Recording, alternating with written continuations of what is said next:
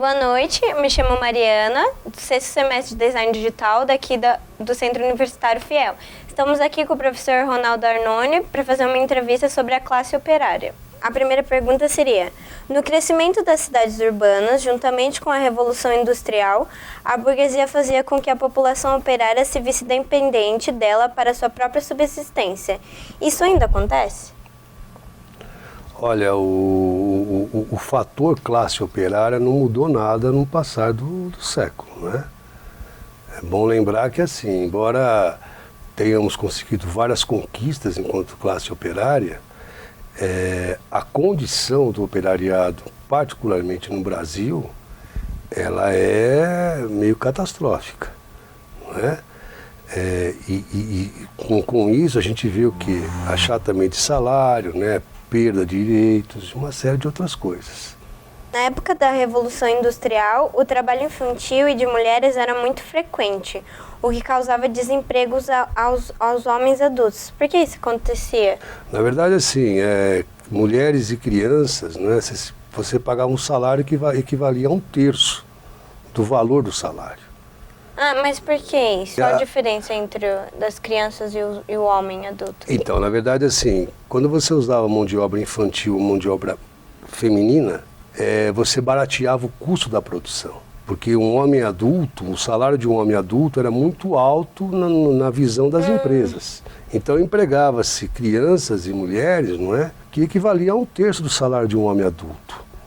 Né? Um exemplo disso aqui em São Paulo, nós temos a Votorantim, que se expandiu desse jeito, né? E o antigo Grupo Matarazzo também. Né? A tecelagem da Matarazzo, ela se expandiu nisso aí. As fotos que se tem desse período, parece que você está vendo a foto de uma creche, na verdade, com mães e filhos. Né? Na verdade, são todos trabalhadores. Né? Mas essas fotos eram de que época, mais ou menos? Essas fotos no começo do século, começo do século XX. Mesmo com as taxas de emprego aumentando e a demanda de trabalho sendo maior, exigindo mais experiência de trabalho, a classe operária acaba sendo prejudicada? Em certa medida, sim, porque a ideia do trabalhador com carteira assinada, né, com todos os direitos que se tem, que se faz necessário, faz com que as empresas elas busquem outras alternativas. Porque, no fundo, o que as empresas querem é manter o lucro que sempre tiveram. Então, aquela ideia de que, assim, vamos dividir o bolo, ou vamos, né, cooperar de maneira igual, isso é uma invenção da própria burguesia. Isso nunca aconteceu. Na verdade, foi sempre o operariado, né, que infelizmente ficou sem a fatia do bolo. Né?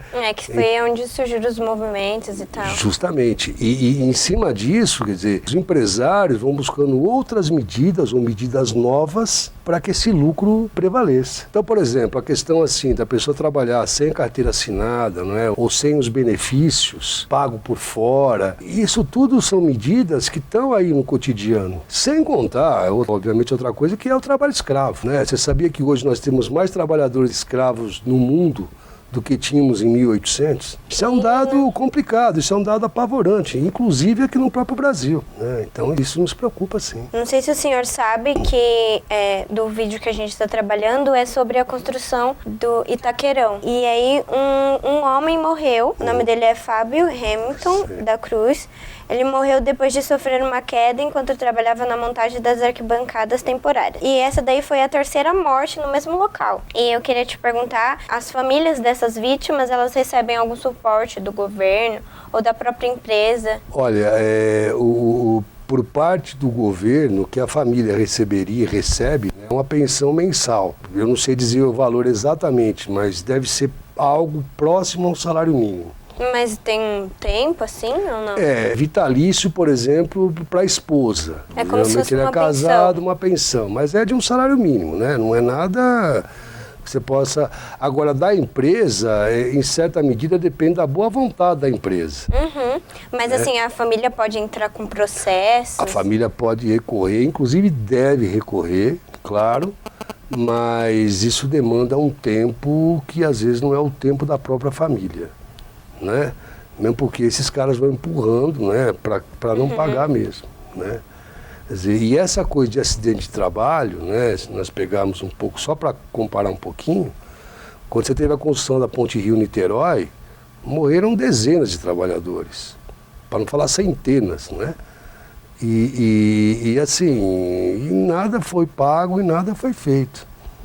Isso é um dado. Eu estou pegando a Hiltra, pode ser essas megas construções, morre muita gente. E aí, às vezes, obviamente, a empresa não oferece o equipamento necessário, né? Não dá as garantias necessárias de trabalho.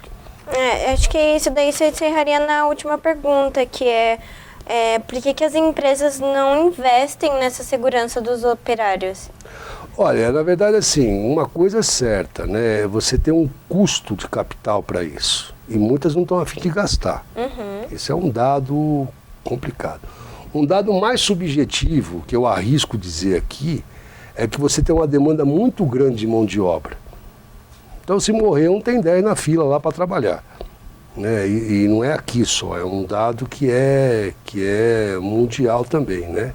Quer dizer, eu tenho uma demanda maior do que o fluxo de trabalho. Então não há essa preocupação. Não estou dizendo que as empresas não se preocupem com isso, mas às vezes não se preocupam tanto a ponto de garantir efetivamente a vida das pessoas. Né? E tem um dado assim que eu acho que é bom colocar também, tá bom? Eu queria até acrescentar aqui uma coisa que é essa questão da subjetividade. Nós podemos, como trabalhadores que somos, todos, podemos não morrer de um acidente de trabalho, mas nós morremos a cada dia trabalhando naquilo que não gostamos. Então eu acho que esse é o pior tipo de morte que pode alguém ter e viver. Infelizmente, milhões de trabalhadores nesse país vivem esse cotidiano. É o cotidiano do desprazer. E a gente morre de desgosto, sabia? Morre. Assim encerramos a entrevista com o professor Ronaldo. Muito obrigado e boa noite.